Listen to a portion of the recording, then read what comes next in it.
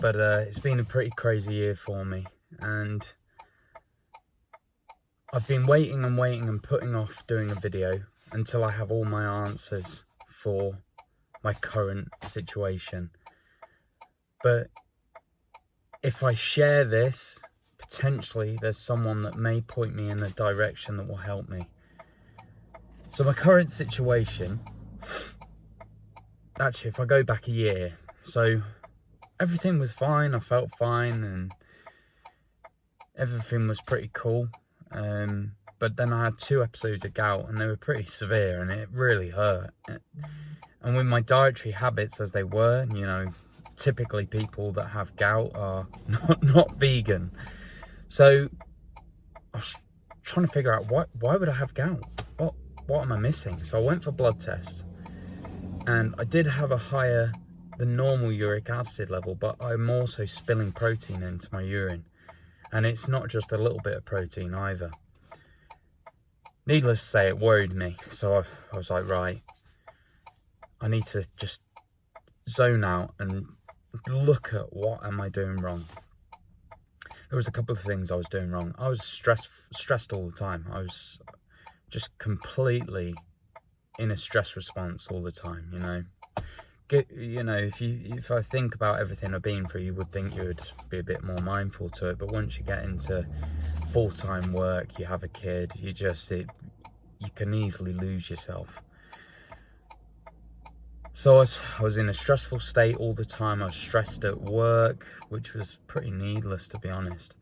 I was constantly busy, never really had time for myself, and that was one thing that needed to change. And I've changed a majority of that.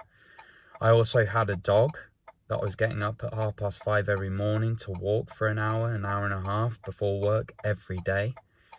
I would take her out at the end of every day when I got back from work. It was just full on, just so full on. And I couldn't do it anymore. And that's the realization I came to. And I never thought I'd be the person to rehome a dog, but she found a much better home. A guy that goes kayaking, he's just outdoors, he's a tree surgeon, takes her to work. You know, it worked out for the best.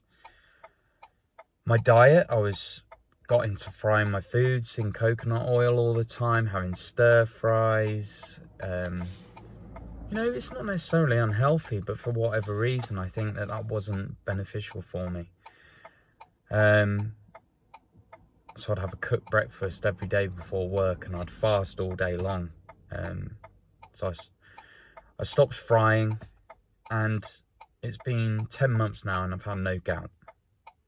However, I'm still spilling protein. And when I say I'm spilling protein, my ACR, my albumin to creatinine ratio in my urine is high. And it worries me.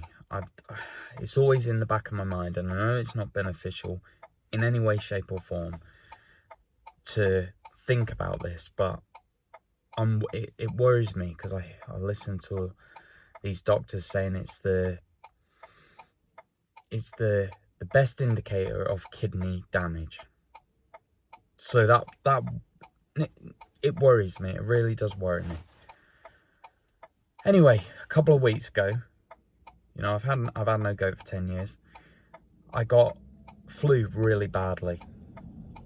Coincidentally or not, 2 or 3 days prior, we went out to eat with friends and I laxed my restrictions a little bit. Within 2 or 3 days, the flu hit me so hard I have to have 2 weeks off work. But during that time, I had no foam in my urine, because usually when I go to the toilet, I'll go to the toilet and there'll be bubbles and persistent foam when I go to the toilet, which is the protein. But during these 2 weeks where I had the flu, it was gone. There was nothing there.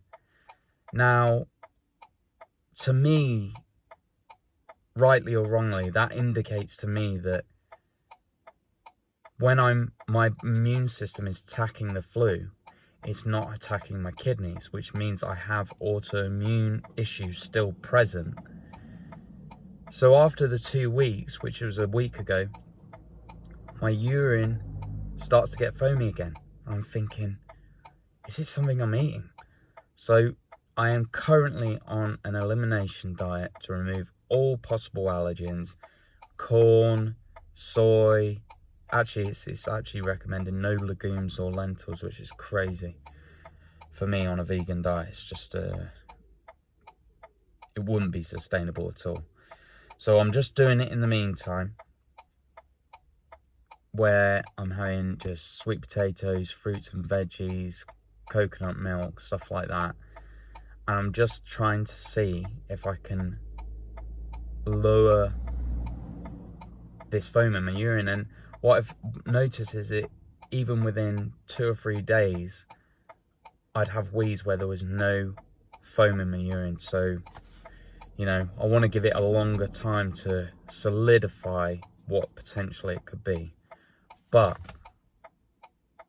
I know I need to work on my mental state around this, because worrying isn't helping me. So I want to kind of cover all my bases. So I go to my new GP and I tell him my situation. He doesn't give a fuck. He does not give a fuck. He wants me to take these blood pressure medication because it says it makes my kidney tubes work more efficiently.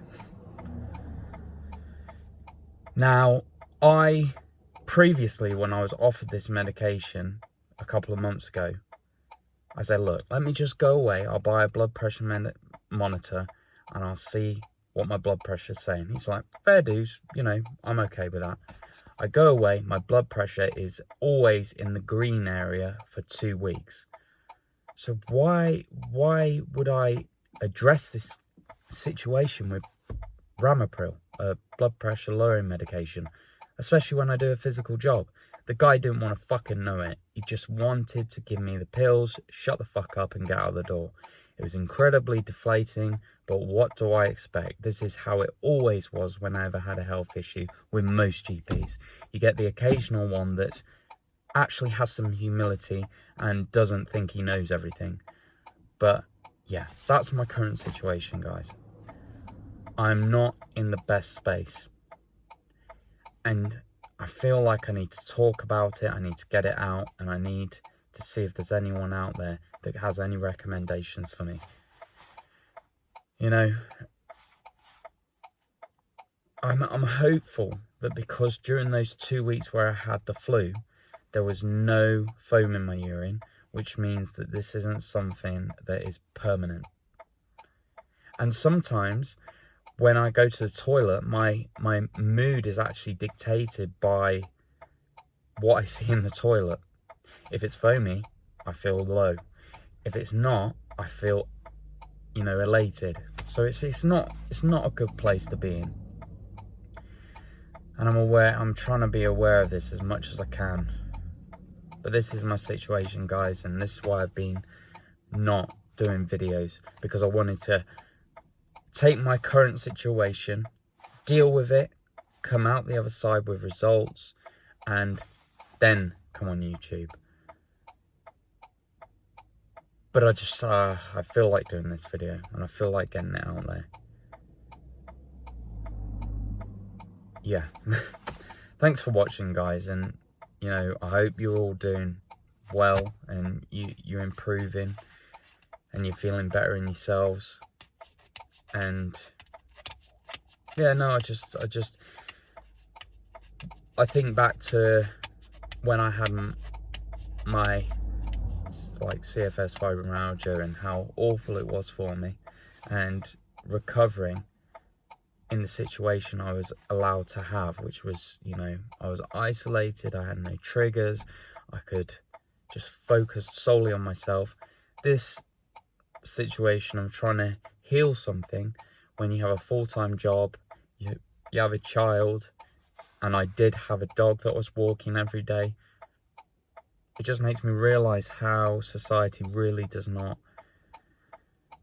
not built around health at all, and trying to recover health while you have all these things you've got to juggle makes things a lot more tricky. And I really have a lot of sympathy for everyone out there that's dealing with the situation they're in whilst having to go about normal life. It's just crazy. But yeah, thanks for watching, guys, and I'll look forward to your comments.